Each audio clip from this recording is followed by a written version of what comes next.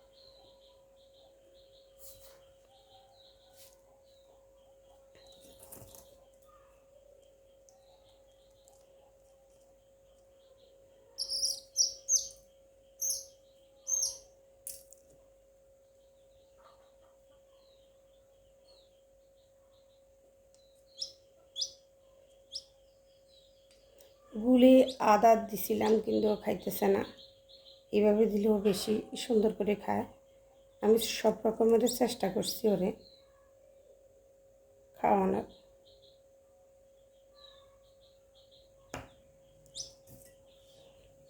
দুইটা চোখের একটা চোখও নাই, এই যে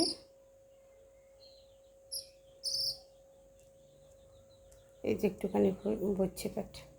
তো সবাই দোয়া করবেন, আর ওকে আমি কীভাবে বড় করতে পারি বা কয়দিন রাখতে পারি সঙ্গে থাকবেন, অবশ্যই পরবর্তী ভিডিওগুলো পাবেন। আল্লাহ হাফেজ, আসসালামু আলাইকুম।